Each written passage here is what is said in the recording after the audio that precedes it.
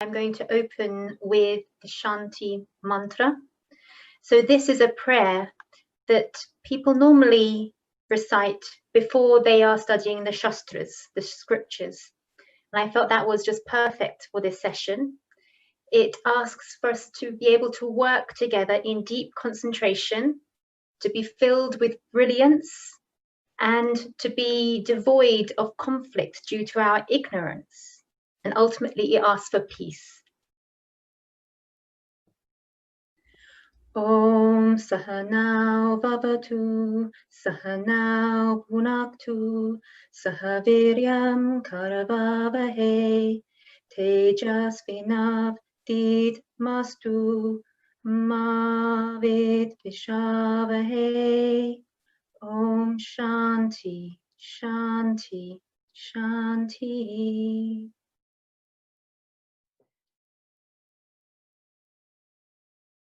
The Hindu Shastras, and particularly Sri Krishna, they exemplify the eternalness of the universe, the eternalness of not being materialistic, of not living in a temporary, unsustainable way. So these are very eternal truths. And the Leela I am about to reflect upon, I think, is perhaps the most direct example of eternalness within the Shastras, and that is the eternalness of the physical laws of the universe. So the Leela I am reflecting on is the instance where Sri Krishna's friends as children come running to Sri Krishna's foster mother, so Maya Yashoda, and they say, Sri Krishna, he's eating sand and mud. He's got it in his mouth. So Maya Yashoda goes rushing to Sri Krishna, who is just a very young child at this time, obviously thinking this is something that children do. I mean, this is how they learn. You'll see many babies, they put things in their mouths. It's sensory learning. They're very curious. And I think what it does is it exemplifies just how well Bhagwan Krishna is in fulfilling his role here as son, as a friend. And ultimately, we know, with the hindsight we have, that he is there for a very specific reason. He's there to restore dharma. But at that time, his friends and his family, they don't know that. Although as a child, you do see instances where he is already restoring dharma, where he is destroying the asuras and later on Kamsa. So his purpose of restoring dharma begins at a very young age. But just backtracking to that instance of Maya Yashoda rushing to young Sri Krishna to find him with sand and mud in his mouth. When Maya Yashoda then asks him, do you have sand and mud in your mouth? He's like, no. And so she says, prove it. So he then opens his mouth. And what does Maya Yashoda find? But the entire universe in his mouth. And so why I particularly enjoy this Leela is that for me, it exemplifies just how, unlike the other major faiths where the belief is that the universe is only 6,000 years old, Hinduism for thousands of years has known that no, it's billions of years old. They've known that the solar system is heliocentric, so the Earth is not at the center. Whereas there were scientists just 400 years ago in the West who were killed for seeing this and reporting on it, because the belief there was that no, the Earth is at the center because humans are special in some way. Another example in the Srimad Bhagavatam is that it's mentioned about multiverses. And this is something that modern day cosmologists are only just beginning to build theories about. So it just shows what a vast knowledge and wisdom there are in the Shastras. And by the very act of baby Krishna opening his mouth and showing the universe within himself, we are showing just how much ancient, absolutely vast knowledge there are within the Shastras, how much truth there is within the Shastras. And ultimately, it shows that Bhagwan Krishna, he is the supreme yogi, that all of the universe is contained within him, that he is infinite, beyond limits, beyond the material world, Paramatma.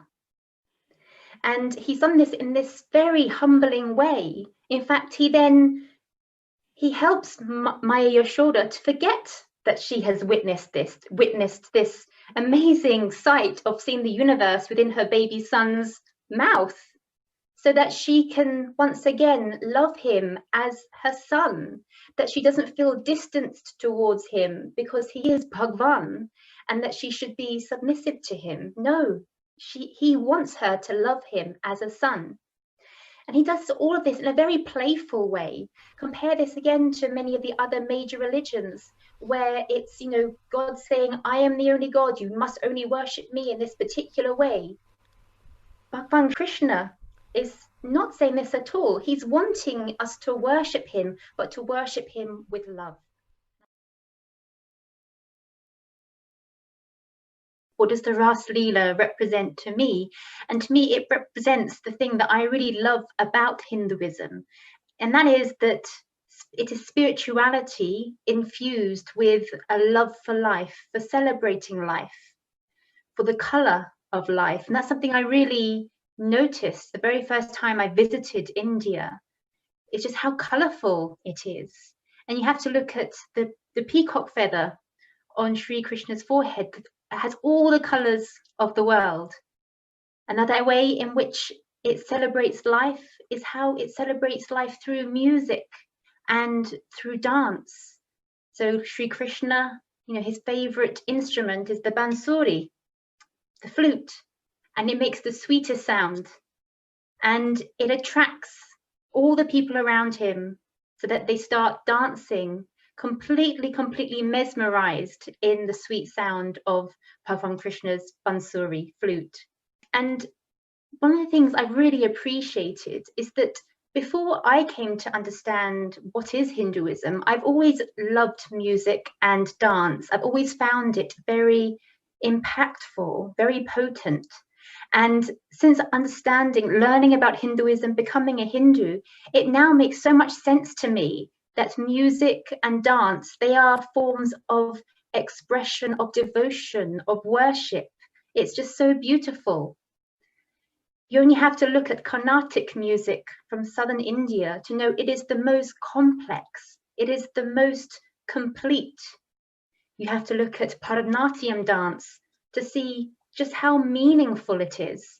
Just a few weeks ago, I was watching a clip on YouTube, and it was of this amazing young girl dancing Bharatanatyam, and she had called it the Peacock Dance. And it reminded me a bit of last year, because I would love to learn Bharatanatyam dancing. I took a couple, I think 2 or 3 basic lessons.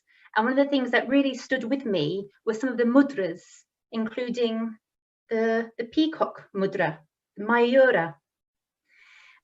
So why I'm talking about this is because to me, the color, the music, the dance, they are the qualities that are so prominent in Bhagwan Krishna.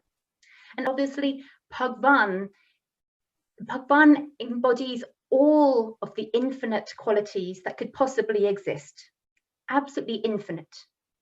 And the different avatars and manifestations of Bhagwan, they have different prominence in these different qualities.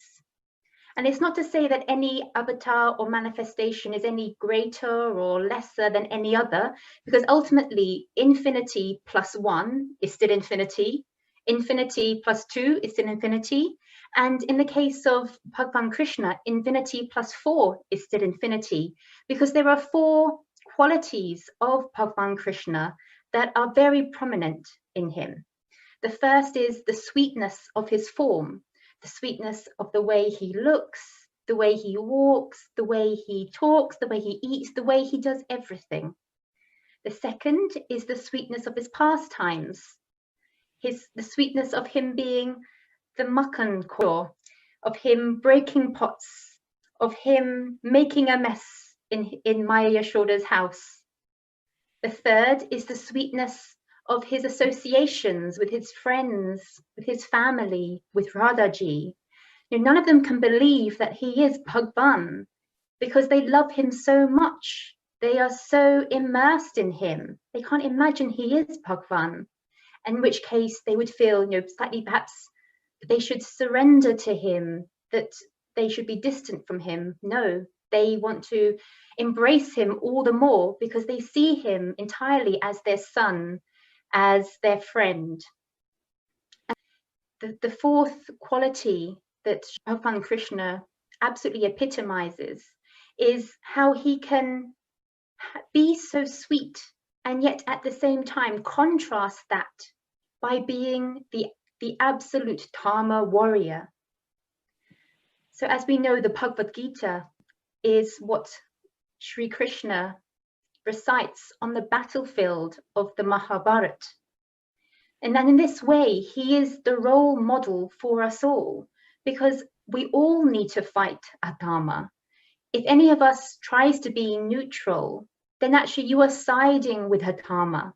By fighting adharma, that is the way for Hinduism, for Bharat, to once again become the Vishwaguru that shows the rest of the world how to live sustainably and peacefully.